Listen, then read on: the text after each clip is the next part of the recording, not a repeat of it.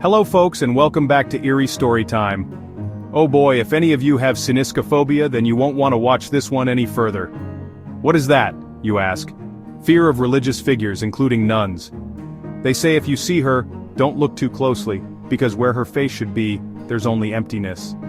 The faceless nun haunts more than just abandoned halls. She haunts the imagination. But what tragedy gave rise to this eerie legend, and how could anyone be afraid of a nun? Settle in and let's take a peek into the dark shadows.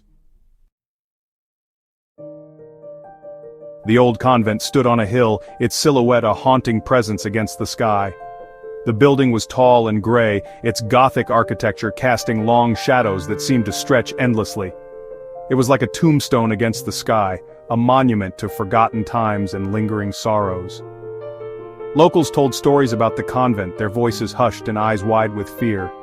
They whispered about a faceless nun, a spectral figure that roamed the halls at night. The convent was once a place of peace, where nuns tended to gardens and prayed in serene silence. Now it was filled with dread. The nuns were afraid, their once peaceful lives overshadowed by an unspoken terror.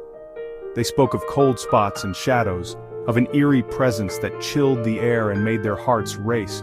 Something was wrong. The stories spread beyond the convent walls, carried by whispers and fearful glances. People in the town were afraid. They avoided the convent, crossing the street to keep their distance. They said the faceless nun walked there, her ghostly figure a harbinger of doom. She was looking for something, her restless spirit unable to find peace. No one knew what it was, but the fear it inspired was palpable. The mystery of the faceless nun remains unsolved. Long ago, Sister Mary was a young nun, new to the convent. She was kind and gentle. However, Sister Mary had a secret sadness. She rarely spoke, kept to herself, and always wore her habit tightly drawn, never revealing her face to anyone.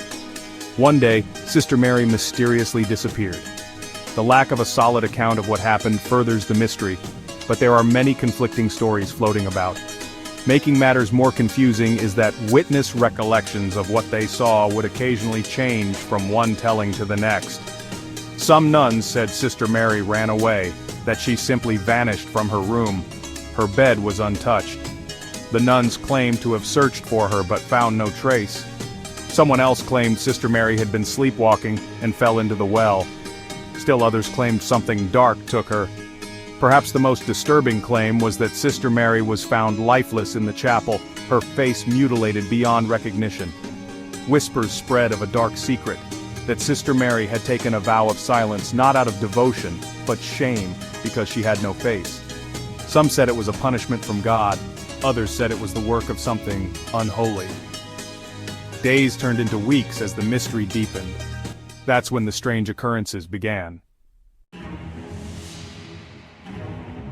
People claimed to see the faceless nun. They said she wandered the convent halls. She was looking for something, or maybe someone. A young boy claimed to see her. He was delivering groceries to the convent. He said she had no face, just smooth skin. He ran away screaming. A nun claimed she heard crying. It came from Sister Mary's old room. When they opened the door, it was empty, but the feeling of dread remained. The story of the faceless nun went beyond the town. It started as a whisper, a murmur among the townsfolk, but soon it grew louder. The tale of the mysterious nun who vanished without a trace captured the imagination of everyone who heard it.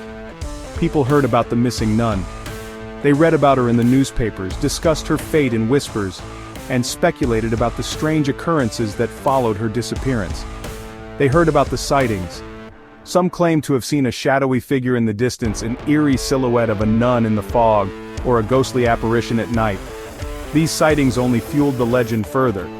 Some dismissed it as a local ghost story, while others found it believable. The town was divided, with skeptics and believers arguing over the truth behind the legend. They called it the mystery of the missing nun. People became fascinated.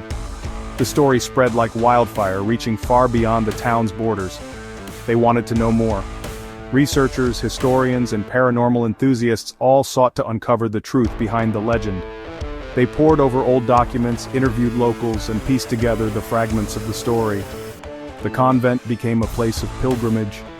People traveled from far and wide to visit the site where the nun was last seen. They hoped to catch a glimpse of the supernatural or to feel the presence of the faceless nun. They wanted to see where it happened. They took photos, shared their experiences, and added their own stories to the growing legend. They wanted to feel the fear, the thrill of the unknown, the chill of the eerie atmosphere, and the possibility of encountering the faceless nun drew them in. The legend of the faceless nun developed a life of its own. It grew with each retelling, each new sighting, and each person who came to experience the mystery for themselves. The story became a part of the town's identity, a haunting reminder of the unknown. The story of the faceless nun inspired many. Writers, filmmakers, and artists used it in their work. They created their own versions of the legend. Horror movies featured faceless ghosts. They terrified audiences. Books told the story of the missing nun.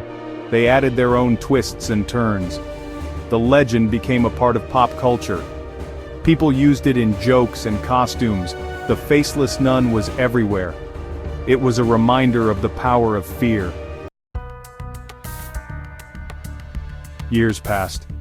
The story of the faceless nun continued to echo through the halls of the old convent. Whispers of her presence lingered in the air, and the legend has slowed, but is still alive. People still visited the convent, drawn by the chilling tales. As they walked through the shadowy corridors, many claimed to feel the presence of something unknown. Was the faceless nun real, or just a figment of their imagination? The air was thick with suspense and fear. Time seemed to stand still in the convent. The line between reality and legend blurred. Was she a product of fear and imagination, or did she truly haunt these grounds? The answer was lost to time, but her legend endures. It reminded people of the darkness that could hide in plain sight, the unseen terrors that lurked just beyond the edge of the light. The faceless nun was a symbol of the unknown, a reminder of the fears that dwell within us all.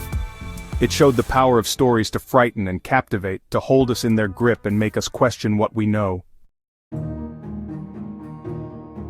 Call that a wrap on today's shadowy venture into the urban legend of the faceless nun. Isn't it amazing how nuns are a symbol of peace and tranquility for many people? And then there are others that fear even the thought of crossing paths with one. Certainly, urban legends like this one and horror flicks like 2018's The Nun would be enough to influence people to steer clear. At any rate, thank you for once again joining me on a glimpse into the shadows of folklore and urban legends. I'd love to see your feedback down in the comments, and please remember to like and subscribe. Until next time.